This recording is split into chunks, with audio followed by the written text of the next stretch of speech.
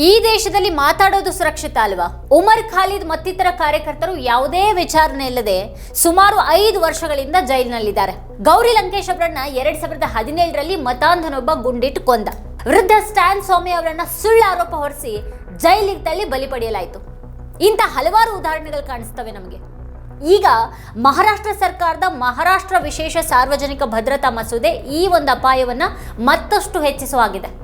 ಈ ಮಸೂದೆ ಹೇಗಿದೆ ಅಂತ ಅಂದ್ರೆ, ಸಾಮಾಜಿಕ ಮಾಧ್ಯಮದಲ್ಲಿ ಯಾವುದೇ ಸರ್ಕಾರಿ ಯೋಜನೆಯ ಬಗ್ಗೆ ಟೀಕೆ ಮಾಡಿದ್ರೆ ಅಥವಾ ಪತ್ರಿಕಾಗೋಷ್ಠಿಯಲ್ಲಿ ಸರ್ಕಾರವನ್ನ ಪ್ರಶ್ನೆ ಮಾಡಿದ್ರೆ ಅಥವಾ ಯಾವುದೇ ಸರ್ಕಾರಿ ನೀತಿಯನ್ನ ವಿರೋಧಿಸುವಂತ ಯಾವುದೇ ಚಳುವಳಿಯಲ್ಲಿ ಸೇರಿದ್ರೆ ಅಂಥವರನ್ನ ಮಹಾರಾಷ್ಟ್ರ ಪೊಲೀಸರು ಯಾವುದೇ ವಾರೆಂಟ್ ಇಲ್ಲದೆ ಅರೆಸ್ಟ್ ಮಾಡಬಹುದಾಗಿದೆ.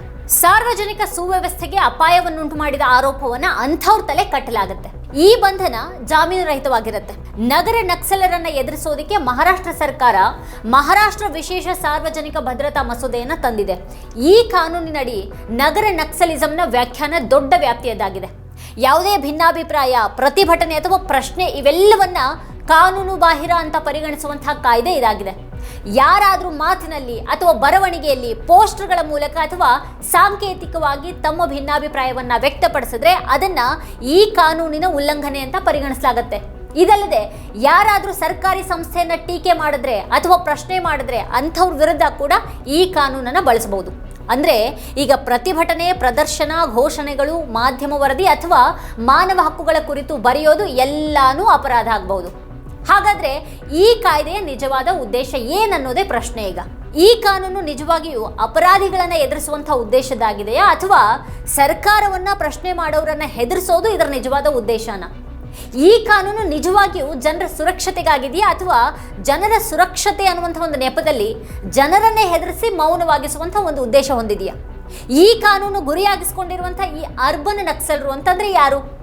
ಅರ್ಬನ್ ನಕ್ಸಲ್ ಅನ್ನೋದನ್ನ ಕಳೆದ ಕೆಲವು ವರ್ಷಗಳಿಂದ ಬಹಳನೇ ಬಳಸಲಾಗ್ತಾ ಇದೆ. ಆದ್ರೆ ಅದರ ಸ್ಪಷ್ಟ ವ್ಯಾಖ್ಯಾನ ಇಲ್ಲ. ಕಾನೂನಿನಲ್ಲಿ ಅಥವಾ ಯಾವುದೇ ಒಂದು ಸರ್ಕಾರಿ ದಾಖಲೆಯಲ್ಲಿ ಅಥವಾ ನ್ಯಾಯಾಲಯಗಳು ಅರ್ಬನ್ ನಕ್ಸಲ್ ಯಾರು ಅನ್ನೋದನ್ನ ಹೇಳಿಲ್ಲ. ಇದ್ರ ಹೊರತಾಗಿನೂ ಈ ಪದದ ಸಹಾಯದಿಂದ ಅನೇಕ ಜನರ ಮೇಲೆ ಗಂಭೀರ ಆರೋಪಗಳನ್ನು ಹೊರಿಸಲಾಗಿದೆ. ಅನೇಕರನ್ನ ಅರೆಸ್ಟ್ ಮಾಡಲಾಗಿದೆ ಮತ್ತೆ ಅವರನ್ನ ನಕ್ಸಲ್ ಸಿದ್ಧಾಂತ ಹರಡುವವರು ಅಂತ ಆರೋಪಿಸಲಾಗಿದೆ. 2018ರಲ್ಲಿ ಭೀಮಾ ಕೊರೆಗಾಂವ್ಗೆ ಸಂಬಂಧಪಟ್ಟಂತಹ ಎಲ್ಗಾರ್ ಪರಿಷತ್ ಪ್ರಕರಣದಲ್ಲಿ ಮಾನವ ಹಕ್ಕುಗಳ ಕಾರ್ಯಕರ್ತರು, ವಕೀಲರು ಮತ್ತೆ ಶಿಕ್ಷಕರನ್ನ ಬಂಧಿಸಿದಾಗ ಈ ಪದ ಹೆಚ್ಚು ಚರ್ಚೆ ಆಯಿತು. ಇದರಲ್ಲಿ ಸುಧಾ ಭಾರದ್ವಾಜ್, ವರವರ್ ರಾವ್ ಹಾಗೆ ಗೌತಮ್ ನವ್ಲಾಖಾ, ಅರುಣ್ ಫೆರೇರಾ ಅವರಂತಹ ಅನೇಕ ಪ್ರಸಿದ್ಧ ಹೆಸರುಗಳು ಕೂಡ ಸೇರಿವೆ. ಸರ್ಕಾರ ಮತ್ತೆ ಕೆಲ ಮಾಧ್ಯಮ ವರದಿಗಳು ಅವರನ್ನ ಅರ್ಬನ್ ನಕ್ಸಲರು ಅಂತ ಕರೆದ್ವು. ಅಂದ್ರೆ ನಗರಗಳಲ್ಲಿ ಕುಳಿತುಕೊಂಡು ನಕ್ಸಲ್ ಸಿದ್ಧಾಂತವನ್ನ ಹರಡೋದಿಕ್ಕೆ ಮತ್ತೆ ಹಿಂಸಾಚಾರವನ್ನ ಉತ್ತೇಜಿಸೋದಿಕ್ಕೆ ಕೆಲಸ ಮಾಡುವಂತ ಜನರು. ಆದ್ರೆ ಈ ಆರೋಪಗಳನ್ನ ಯಾವ ಆಧಾರದ ಮೇಲೆ ಮಾಡಲಾಗಿದೆ? ಈ ಜನರ ಬಳಿ ಶಸ್ತ್ರಾಸ್ತ್ರಗಳೇನಾದ್ರೂ ಪತ್ತೆಯಾಗಿವೆಯಾ? ಅವರು ನೇರವಾಗಿ ನಕ್ಸಲ್ ಸಂಘಟನೆಗಳೊಂದಿಗೆ ಸಂಬಂಧವನ್ನ ಹೊಂದಿದಾರಾ? ಹೆಚ್ಚಿನ ಸಂದರ್ಭಗಳಲ್ಲಿ ಈ ಯಾವ ಪ್ರಶ್ನೆಗಳಿಗೂ ಉತ್ತರ ಇಲ್ಲ. ವಾಸ್ತವವಾಗಿ ನಗರ ನಕ್ಸಲ್ ಅನ್ನುವಂತಹ ಪದ ಒಂದು ರೀತಿಯಲ್ಲಿ ಸುಳ್ಳಾರೋಪಣೆ ಆಗಿದೆ. ಇದನ್ನ ಹೆಚ್ಚಾಗಿ ಸರ್ಕಾರದ ನೀತಿಗಳನ್ನ ಒಪ್ಪದಂತಹ ಜನರನ್ನ ಗುರಿಯಾಗಿಸಿ ಬಳಸಲಾಗುತ್ತೆ. ಬಡವರು, ಬುಡಕಟ್ಟು ಜನಾಂಗದವರು ಅಥವಾ ಕಾರ್ಮಿಕರ ಪರವಾಗಿ ಧ್ವನಿ ಎತ್ತಿದವರನ್ನ, ಪೊಲೀಸರು ಮತ್ತೆ ಸರ್ಕಾರದ ಅತಿರೇಕಗಳ ಬಗ್ಗೆ ಪ್ರಶ್ನೆ ಮಾಡಿದವರನ್ನ ನಗರ ನಕ್ಸಲರು ಅಂತ ಕರೆದು ಬಿಡಲಾಗುತ್ತೆ. ಅಂದ್ರೆ ಸಿದ್ಧಾಂತಕ್ಕಿಂತ ಹೆಚ್ಚಾಗಿ ಭಿನ್ನಾಭಿಪ್ರಾಯ ಕುರಿತ ಅಸಹನೆ ಈ ನಗರ ನಕ್ಸಲರು ಅನ್ನುವಂಥ ಒಂದು ಪದದಲ್ಲಿ ಕಾಣಿಸುತ್ತೆ. ಯಾವುದೇ ದೃಢವಾದ ಕಾನೂನು ಅಥವಾ ಒಂದು ವ್ಯಾಖ್ಯಾನ ಇಲ್ಲದೆ ಹೋದ್ರೂ ಕೂಡ ಬರೀ ಪ್ರಚಾರದ ಬಲದಿಂದಾನೇ ಈ ಪದ ಹೆಚ್ಚು ಪ್ರಭಾವಶಾಲಿಯಾಗ್ಬಿಟ್ಟಿದೆ. ಸರ್ಕಾರದ ವಿರುದ್ಧ ಧ್ವನಿ ಎತ್ತದಾಗ ಅಂಥವ್ರನ್ನ ನಗರ ನಕ್ಸಲ ಅಂತ ಕರೆಯಲಾಗುತ್ತೆ. ಆ ಮೂಲಕ ಅಂಥವರನ್ನ ಅನುಮಾನಾಸ್ಪದ ಅನ್ನುವಂತೆ ನೋಡಲಾಗುತ್ತೆ. ವಿರೋಧ ಪಕ್ಷಗಳನ್ನ ದೂಷಿಸೋದಿಕ್ಕೂ ಕೂಡ ಈ ಪದ ಒಂದು ಅಸ್ತ್ರ ಆಗಿದೆ. ಯಾವುದೇ ವಿಚಾರಣೆ ಅಥವಾ ಪುರಾವೆಗಳಿಲ್ಲದೆ ಮತ್ತೆ ಬೆದರಿಕೆ ಮೂಲಕನೇ ಪ್ರತಿಭಟನೆಯ ಧ್ವನಿಯನ್ನ ಮೌನಗೊಳಿಸುವಂತ ಹುನ್ನಾರ ಇದರ ಹಿಂದಿದೆ. ಈಗ ಮಹಾರಾಷ್ಟ್ರ ಸರ್ಕಾರ ಅಂತಹ ಹುನ್ನಾರವನ್ನೇ ಕಾನೂನಿನ ಚೌಕಟ್ಟಿನಲ್ಲಿ ಮಾಡೋದ್ರ ಭಾಗ ಅನ್ನುವಂತೆ ಈ ಕಾನೂನನ್ನ ತಂದಿದೆ. ಮಹಾರಾಷ್ಟ್ರ ವಿಶೇಷ ಸಾರ್ವಜನಿಕ ಭದ್ರತಾ ಮಸೂದೆಯನ್ನು ಈಗಾಗಲೇ ಮಹಾರಾಷ್ಟ್ರ ವಿಧಾನಸಭೆ ಮತ್ತೆ ವಿಧಾನ ಪರಿಷತ್ನಲ್ಲಿ ಅಂಗೀಕರಿಸಲಾಗಿದೆ. ಅಂತಿಮ ಅನುಮೋದನೆಗಾಗಿ ರಾಜ್ಯಪಾಲರಿಗೆ ಕಳಿಸಲಾಗಿದೆ. ಈ ಕಾನೂನಿನ ಕರಡನ್ನ ಮೊದಲು 2024ರ ಮಳೆಗಾಲದ ಅಧಿವೇಶನದಲ್ಲಿ ಮಂಡಿಸಲಾಯಿತು. ಆದ್ರೆ ಅಧಿವೇಶನ ಮುಂದೂಡಲ್ಪಟ್ಟ ಕಾರಣ ಅದನ್ನ ಅಂಗೀಕರಿಸೋದಕ್ಕೆ ಸಾಧ್ಯ ಆಗಿರಲಿಲ್ಲ. ನಂತರ ಡಿಸೆಂಬರ್ 2024ರ ಚಳಿಗಾಲದ ಅಧಿವೇಶನದಲ್ಲಿ ಇದನ್ನ ಮತ್ತೆ ತರಲಾಯಿತು. ನಾಗರಿಕ ಸಂಘಟನೆಗಳು ಮತ್ತೆ ವಿರೋಧ ಪಕ್ಷಗಳ ತೀವ್ರ ಟೀಕೆ ಬಳಿಕ ಇದನ್ನ ಶಾಸಕಾಂಗದ ಜಂಟಿ ಆಯ್ಕೆ ಸಮಿತಿ ಕಳಿಸಲಾಯಿತು. ಈ ಕಾನೂನಿನ ಕುರಿತು ಸಮಿತಿ 12,000ಕ್ಕೂ ಹೆಚ್ಚು ಸಲಹೆಗಳನ್ನು ಮತ್ತೆ ಆಕ್ಷೇಪಣೆಗಳನ್ನು ಸ್ವೀಕರಿಸಿತು. ಆದರೆ ಈಗ ಜುಲೈನಲ್ಲಿ ಇದನ್ನ ಮತ್ತೆ ವಿಧಾನಸಭೆಯಲ್ಲಿ ಮಂಡಿಸಿದಾಗ ಕೇವಲ 3 ಬದಲಾವಣೆಗಳನ್ನ ಮಾತ್ರನೇ ಮಾಡಲಾಗಿದೆ. ಮಸೂದೆಯ ಹೆಸರು ಮತ್ತೆ ಪೀಠಿಕೆಯಲ್ಲಿ ಮೊದಲ ಬದಲಾವಣೆಯನ್ನ ಮಾಡಲಾಯಿತು. ಈಗ ಕಾನೂನು ನೇರವಾಗಿ ಸಂಘಟನೆಗಳ ಬಗ್ಗೆ ಮಾತಾಡ್ತಾ ಇದೆ. ಅಲ್ಲದೆ ಈ ಕಾನೂನು ಎಡಪಂಥೀಯ ಉಗ್ರಗಾಮಿ ಸಂಘಟನೆಗಳು ಅಥವಾ ಅಂಥ ಇನ್ಯಾವುದೇ ಸಂಘಟನೆಗಳ ಕಾನೂನು ಬಾಹಿರ ಚಟುವಟಿಕೆಗಳನ್ನ ನಿಗ್ರಹಿಸುವಂತ ಉದ್ದೇಶದ್ದು ಅಂತ ಆ ಒಂದು ಪೀಠಿಕೆಯಲ್ಲಿ ಹೇಳಲಾಗಿದೆ. ಅಂದ್ರೆ ಸರ್ಕಾರದ ಗಮನ ಈಗ ಸಂಘಟನೆಗಳ ಮೇಲೆ ಹೋಗಿದೆ. ಇಲ್ಲಿ ಎರಡನೇ ಪ್ರಮುಖ ಬದಲಾವಣೆಯನ್ನ ಸೆಕ್ಷನ್ 52ರಲ್ಲಿ ಮಾಡಲಾಗಿದೆ. ಹೈಕೋರ್ಟ್ನ ಪ್ರಸ್ತುತ ಮಾಜಿ ಅಥವಾ ಅರ್ಹ ನ್ಯಾಯಾಧೀಶರಾಗಿರುವಂತಹ 3 ವ್ಯಕ್ತಿಗಳ ಸಲಹಾ ಮಂಡಳಿ ರಚನೆ ಮಾಡಲಾಗುತ್ತೆ ಅಂತ ಈ ಹಿಂದೆನೆ ಹೇಳಲಾಗಿತ್ತು. ಸರ್ಕಾರ ಅವರಲ್ಲಿ ಒಬ್ಬರನ್ನ ಅಧ್ಯಕ್ಷರನ್ನಾಗಿ ನೇಮಿಸುತ್ತೆ. ಈಗ ಅಧ್ಯಕ್ಷರು ಹೈಕೋರ್ಟ್ನ ಮಾಜಿ ಅಥವಾ ಪ್ರಸ್ತುತ ನ್ಯಾಯಾಧೀಶರಾಗಿರ್ತಾರೆ.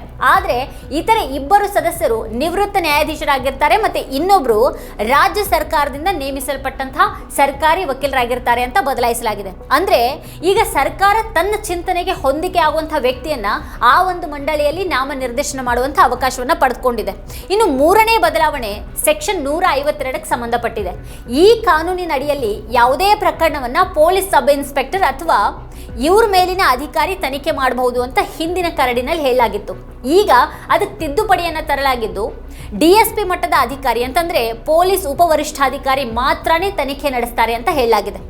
ನಿಷೇಧಿತ ಸಂಘಟನೆಗಳಿಗೆ ಸಹಾಯ ಮಾಡೋದು, ಅಂತಹ ಸಂಸ್ಥೆಗಳಿಗೆ ಸಂಪನ್ಮೂಲವನ್ನು ಒದಗಿಸೋದು, ಅವ್ರ ಚಟುವಟಿಕೆಗಳನ್ನು ಉತ್ತೇಜಿಸೋದು ಮತ್ತೆ ಅವರ ಆಲೋಚನೆಗಳ ಬಗ್ಗೆ ಸಹಾನುಭೂತಿಯನ್ನ ತೋರೋದು, ಇವೆಲ್ಲವನ್ನ ಈ ಒಂದು ಕಾನೂನಿನಡಿಯಲ್ಲಿ ಅಪರಾಧ ಅಂತ ಪರಿಗಣಿಸಲಾಗುತ್ತೆ. ಅಂದ್ರೆ ಯಾರೇ ಏನನ್ನಾದ್ರೂ ಹೇಳಿದಾಗ ಮತ್ತೆ ಸರ್ಕಾರ ಅಂಥ ಆಲೋಚನೆಗಳು ನಕ್ಸಲೈಟ್ ಸಂಘಟನೆಯ ಆಲೋಚನೆಗಳಂತಿವೆ ಅಂತ ಪರಿಗಣಿಸಿದ್ರೆ ಈ ಕಾನೂನಿನಡಿಯಲ್ಲಿ ಅಂಥವ್ರ ವಿರುದ್ಧ ಕ್ರಮವನ್ನು ಕೈಗೊಳ್ಳಬಹುದಾಗಿದೆ. ಇಲ್ಲಿ ಇನ್ನೊಂದು ಮುಖ್ಯ ವಿಷಯ ಏನು ಅಂತ ಅಂದ್ರೆ ಈ ಕಾನೂನಿನಡಿಯಲ್ಲಿ ಜಿಲ್ಲಾ ಮ್ಯಾಜಿಸ್ಟ್ರೇಟ್ ಮತ್ತೆ ಪೊಲೀಸ್ ಆಯುಕ್ತರು ಯಾವುದೇ ಸಂಘಟನೆ ಕಾನೂನು ಬಾಹಿರ ಚಟುವಟಿಕೆಗಳಿಗೆ ಸ್ಥಳವನ್ನ ಬಳಸ್ತಾ ಇದೆ ಅಂತ ಅನುಮಾನಿಸಿದ್ರೆ ಅವರು ಆ ಒಂದು ಆಸ್ತಿಯನ್ನ ಮುಟ್ಟುಗೋಲು ಹಾಕೊಳ್ಬಹುದು. ಇವೆಲ್ಲವನ್ನ ಗಮನಿಸಿದ್ರೆ ಇಲ್ಲಿ ಒಂದು ವಿಷಯ ಅಂತೂ ಸ್ಪಷ್ಟ ಆಗುತ್ತೆ. ಅದೇನು ಅಂತ ಅಂದ್ರೆ ಈ ಕಾನೂನನ್ನ ಸಂಸ್ಥೆಗಳ ಮೇಲೆ ಮಾತ್ರ ಅಲ್ಲದೆ ಸರ್ಕಾರಕ್ಕೆ ವಿರುದ್ಧವಾದಂತಹ ಒಂದು ಯಾವುದೇ ಆಲೋಚನೆ ಅಥವಾ ಚಟುವಟಿಕೆಯ ವಿರುದ್ಧ ಕೂಡ ಕಠಿಣ ಕ್ರಮ ತೆಗೆದುಕೊಳ್ಳೋದಿಕ್ಕೆ ತರಲಾಗಿದೆ. ಆದ್ರೆ ಸರ್ಕಾರ ಅದನ್ನ ಭದ್ರತೆಗೆ ಲಿಂಕ್ ಮಾಡುತ್ತೆ. ಸರ್ಕಾರದ ವಿರುದ್ಧದ ಹಿಂಸಾಚಾರ ಎದುರಿಸೋದಿಕ್ಕೆ UAPA ಅಂತಂದ್ರೆ ಕಾನೂನು ಬಾಹಿರ ಚಟುವಟಿಕೆಗಳ ತಡೆ ಕಾಯ್ದೆ ಮತ್ತೆ MCOCA ಅಂತಂದ್ರೆ ಮಹಾರಾಷ್ಟ್ರ ಸಂಘಟಿತ ಅಪರಾಧ ನಿಯಂತ್ರಣ ಕಾಯ್ದೆ ಅಂತ ಕಠಿಣ ಕಾನೂನುಗಳು ಈಗಾಗಲೇ ಇರುವಾಗ ಪ್ರತ್ಯೇಕ ಮಹಾರಾಷ್ಟ್ರ ವಿಶೇಷ ಸಾರ್ವಜನಿಕ ಭದ್ರತಾ ಮಸೂದೆಯ ಅಗತ್ಯ ಏನಿತ್ತು ಅನ್ನುವಂಥ ಒಂದು ಪ್ರಶ್ನೆ ಉದ್ಭವಿಸುತ್ತೆ. UAPA ಅಡಿಯಲ್ಲಿ ಕೇಂದ್ರ ಸರ್ಕಾರ ಯಾವುದೇ ಸಂಘಟನೆಯನ್ನ ಕಾನೂನು ಬಾಹಿರ ಅಥವಾ ಭಯೋತ್ಪಾದಕ ಸಂಘಟನೆ ಅಂತ ಘೋಷಿಸಬಹುದಾಗಿದೆ. ಆದ್ರೆ UAPA ಅಡಿಯಲ್ಲಿ ಒಂದು ಸಂಘಟನೆಯನ್ನ ಕಾನೂನು ಬಾಹಿರ ಅಂತ ಘೋಷಣೆ ಮಾಡಿದಾಗ ಅದರ ಮೇಲೆ ಶಾಶ್ವತ ನಿಷೇಧ ಹೇರೋದಿಕ್ಕೆ ವಿಶೇಷ ನ್ಯಾಯಮಂಡಳಿಯನ್ನ ರಚನೆ ಮಾಡಲಾಗುತ್ತೆ. ಇದು ಹೈಕೋರ್ಟ್ನ ನ್ಯಾಯಾಧೀಶರ ನೇತೃತ್ವದಲ್ಲಿ ಇರುತ್ತೆ. ಈ ನ್ಯಾಯಮಂಡಳಿ ನಿಷೇಧ ಸರಿಯಾಗಿದೆಯಾ ಅಥವಾ ಇಲ್ವಾ ಅನ್ನೋದನ್ನ ತನಿಖೆ ಮಾಡಿ ನಂತರ ಅಂತಿಮ ನಿರ್ಧಾರವನ್ನು ಪ್ರಕಟಿಸುತ್ತೆ. ಅಂದ್ರೆ ಸರ್ಕಾರಕ್ಕೆ ಇದ್ರ ಮೇಲೆ ಸಂಪೂರ್ಣ ನಿಯಂತ್ರಣ ಇಲ್ಲ. ಸರ್ಕಾರ ಯಾವುದೇ ಒಂದು ಸಂಘಟನೆಯನ್ನ ದೇಶ ವಿರೋಧಿ ಅಂತ ತಾನೇ ಘೋಷಿಸೋದಿಕ್ಕೆ ಸಾಧ್ಯ ಇಲ್ಲ. ಒಂದು ಸಂಘಟನೆಯನ್ನ ನಿಷೇಧಿಸದಿದ್ರೆ ಮತ್ತೆ ಅದರ ವಿರುದ್ಧ ಯಾವುದೇ ಪ್ರಕರಣ ಅಥವಾ ಭಯೋತ್ಪಾದಕ ಚಟುವಟಿಕೆಗಳಿಗೆ ಸಂಬಂಧಿಸಿದಂಥ ಯಾವುದೇ ಪುರಾವೆಗಳು ಇಲ್ಲದೆ ಇದ್ರೆ ಅದನ್ನ ಸಂಘಟನೆ ಅನ್ನುವಂಥ ಕಾರಣಕ್ಕಾಗಿ ಮಾತ್ರನೇ ಶಂಕಿತ ಅಂತ ಘೋಷಿಸೋದು ಕಾನೂನಿನ ಮೂಲ ತತ್ವಗಳಿಗೆ ವಿರುದ್ಧ. ಆದರೆ ಮಹಾರಾಷ್ಟ್ರ ಸರ್ಕಾರದ ಹೊಸ ಕಾನೂನು ಅಂತಹ ಸಂಘಟನೆಗಳ ವಿರುದ್ಧ ಕ್ರಮ ಕೈಗೊಳ್ಳುವಂತಹ ಅವಕಾಶವನ್ನು ಹೊಂದಿದೆ. ಹಾಗಾಗಿ ಇದು UAPA ಮತ್ತೆ MCOCAಗಿಂತ ಭಿನ್ನವಾಗಿದೆ. ಇಲ್ಲಿ ಎಲ್ಲಾನು ಸರ್ಕಾರದ ಹಿಡಿತದಲ್ಲಿರುವಂತೆ ಕಾಣಿಸುತ್ತೆ. ಒಂದು ಕಾನೂನು ಸಾರ್ವಜನಿಕರ ಹಕ್ಕುಗಳು ಮತ್ತೆ ಅಭಿವ್ಯಕ್ತಿ ಸ್ವಾತಂತ್ರ್ಯದ ಮೇಲೆ ಪರಿಣಾಮ ಬೀರಬಹುದು ಅಂತ ಕಂಡಾಗ ಸಾಮಾನ್ಯವಾಗಿ ವಿರೋಧ ಪಕ್ಷಗಳು ತೀವ್ರವಾಗಿ ಚರ್ಚೆ ಮಾಡಬೇಕು, ಅದರ ಬಗ್ಗೆ ಪ್ರಶ್ನೆಗಳನ್ನ ಎತ್ತಬೇಕು ಮತ್ತೆ ಅಗತ್ಯ ಇದ್ರೆ ಅದನ್ನ ಬಹಿರಂಗವಾಗಿ ವಿರೋಧ ಮಾಡಬೇಕು. ಆದರೆ ಮಹಾರಾಷ್ಟ್ರ ವಿಶೇಷ ಸಾರ್ವಜನಿಕ ಭದ್ರತಾ ಮಸೂದೆ ವಿಷಯದಲ್ಲಿ ವಿರೋಧ ಪಕ್ಷ ಬಹುತೇಕ ಮೌನವಾಗಿದೆ. ಯಾವುದೇ ಪ್ರತಿರೋಧ ಇಲ್ಲದೆ ವಿಧಾನಸಭೆ ಮತ್ತೆ ವಿಧಾನ ಪರಿಷತ್ನಲ್ಲಿ ಈ ವಿವಾದಾತ್ಮಕ ಕಾನೂನನ್ನ ಬಹಳ ಸುಲಭವಾಗಿ ಅಂಗೀಕರಿಸಲಾಗಿದೆ. ಮಹಾರಾಷ್ಟ್ರ ವಿಧಾನಸಭೆಯಲ್ಲಿ ಒಟ್ಟು 288 ಸದಸ್ಯರಿದ್ದಾರೆ. ಈ ಪೈಕಿ 230 ಶಾಸಕರು ಬಿಜೆಪಿ ನೇತೃತ್ವದ ಮಹಾಯುತಿ ಮೈತ್ರಿಕೂಟದಿಂದ ಬಂದವರು. ಅಂದ್ರೆ ಸರ್ಕಾರ ಸದನದಲ್ಲಿ ಭಾರಿ ಬಹುಮತವನ್ನ ಹೊಂದಿದೆ. ಈ ಅಧಿಕಾರದ ಆಧಾರದ ಮೇಲೆ ಯಾವುದೇ ಮಸೂದೆಯನ್ನ ಅಂಗೀಕರಿಸಬಹುದು ಮತ್ತೆ ಇಲ್ಲಿ ಅದೇ ಆಗಿದೆ. ಈಗ ಈ ಬಹುಮತ ಎಷ್ಟು ನಿರ್ಣಾಯಕವಾಗಿದೆ ಅಂತ ಅಂದ್ರೆ ವಿರೋಧ ಪಕ್ಷಗಳು ಒಗ್ಗಟ್ಟಿನಿಂದ ವಿರೋಧ ಮಾಡಿದ್ರೂ ಕೂಡ ಕಾನೂನನ್ನ ತಡೆಯುವಂತ ಸಾಧ್ಯತೆ ಇರಲಿಲ್ಲ. ಆದ್ರೆ ಪ್ರಶ್ನೆ ಮಸೂದೆಯನ್ನ ತಡೆಯೋದಿಕ್ಕೆ ಸಾಧ್ಯ ಆಯ್ತಾ ಅಥವಾ ಇಲ್ವಾ ಅನ್ನೋದಲ್ಲ, ವಿರೋಧ ಪಕ್ಷಗಳು ಅದನ್ನ ನಿಜವಾಗಿಯೂ ವಿರೋಧ ಮಾಡಿದ್ವಾ ಅನ್ನೋದೇ ಪ್ರಶ್ನೆ. ಈಗ ಜಂಟಿ ಆಯ್ಕೆ ಸಮಿತಿಯಲ್ಲಿ ಅನೇಕ ಹಿರಿಯ ವಿರೋಧ ಪಕ್ಷದ ನಾಯಕರನ್ನ ಸೇರಿಸಲಾಗಿತ್ತು.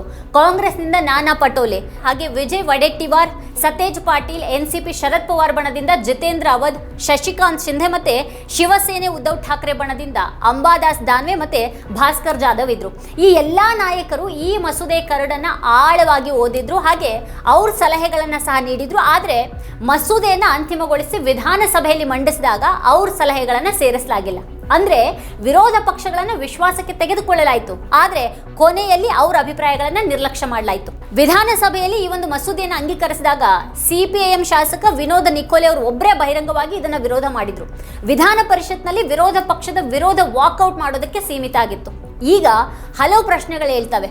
ಪ್ರತಿಭಟನೆ ನಡೆಸೋದು, ಪ್ರಶ್ನೆಗಳನ್ನ ಕೇಳೋದು, ಚಳುವಳಿಗೆ ಸೇರೋದು, ಹಾಗೆ ಸಾಮಾಜಿಕ ಮಾಧ್ಯಮಗಳಲ್ಲಿ ಪೋಸ್ಟ್ ಅನ್ನ ಬರೆಯೋದು ಕೂಡ ಸರ್ಕಾರಕ್ಕೆ ಬೆದರಿಕೆ ಆಗ್ತಾ ಇದೆಯಾ? ಪ್ರಜಾಪ್ರಭುತ್ವ ಅಂತ ಅಂದ್ರೆ ಚುನಾವಣೆಗಳು ಮಾತ್ರ ಅಲ್ಲ. ಪ್ರಜಾಪ್ರಭುತ್ವ ಅಂತ ಅಂದ್ರೆ ಮಾತನಾಡುವ ಹಕ್ಕು, ಭಿನ್ನಾಭಿಪ್ರಾಯವನ್ನ ವ್ಯಕ್ತಪಡಿಸುವಂತಹ ಹಕ್ಕು ಮತ್ತೆ ಸರ್ಕಾರವನ್ನ ಪ್ರಶ್ನಿಸುವಂತಹ ಒಂದು ಸ್ವಾತಂತ್ರ್ಯ. ಒಂದು ಕಾನೂನು ಇವುಗಳನ್ನ ದುರ್ಬಲಗೊಳಿಸಿದ್ರೆ ಮತ್ತದನ್ನ ಭದ್ರತೆ ಅಂತ ಕರೆದ್ರೆ ಅದು ಎಷ್ಟು ಸರಿ? ಇಂತಹ ಕಾನೂನನ್ನ ಯಾಕೆ ತರಲಾಗ್ತಾ ಇದೆ? ನಾಗರಿಕರ ವಿರೋಧವನ್ನ ದುರ್ಬಲಗೊಳಿಸೋದಕ್ಕೆ ಇದನ್ನ ತರಲಾಗ್ತಾ ಇದೆ. ನಾಗರಿಕರು ದುರ್ಬಲಗೊಂಡ್ರೆ ಪ್ರಜಾಪ್ರಭುತ್ವ ದುರ್ಬಲಗೊಳ್ಳುತ್ತೆ. ತಾತ್ವಿಕವಾಗಿ ಪ್ರಜಾಪ್ರಭುತ್ವದಲ್ಲಿ ಇಂತಹ ಕಾನೂನು ಯಾಕೆ ಬೇಕಾಗಿದೆ? ಪ್ರಜಾಪ್ರಭುತ್ವದ ಮೇಲೆ ಅದು ಬೀರುವಂತಹ ಪರಿಣಾಮ ಎಂಥದ್ದಿರಬಹುದು? ಇವೆಲ್ಲವನ್ನ ನಾವು ಯೋಚನೆ ಮಾಡಬೇಕಾಗಿದೆ. ಈ ವಿಷಯದ ಕುರಿತಾಗಿ ನಿಮ್ಗೇನು ಅಭಿಪ್ರಾಯ ಇದೆ ಅದನ್ನ ಈ ವಿಡಿಯೋದ ಕೆಳಗಡೆ ಕಮೆಂಟ್ ಮಾಡಿ ನಮಗೆ ತಿಳಿಸಿ. ಇದೇ ಇವತ್ತಿನ ಸ್ಪೆಷಲ್. ನೋಡ್ತಾ ಇರಿ ವಾರ್ತಾ ಭಾರತಿ. ನೀವು ಇನ್ನೂ ವಾರ್ತಾ ಭಾರತಿ ಯೂಟ್ಯೂಬ್ ಚಾನಲ್ ಅನ್ನು ಸಬ್ಸ್ಕ್ರೈಬ್ ಮಾಡಿಲ್ಲ ಅನ್ನೋದಾದ್ರೆ ಈ ಕೂಡಲೇ ಸಬ್ಸ್ಕ್ರೈಬ್ ಮಾಡಿ, ಹಾಗೆ ಪಕ್ಕದಲ್ಲೇ ಇರುವಂತಹ ಬೆಲ್ ಐಕಾನ್ ಪ್ರೆಸ್ ಮಾಡಿ ನಮ್ಮನ್ನ ಬೆಂಬಲಿಸಿ.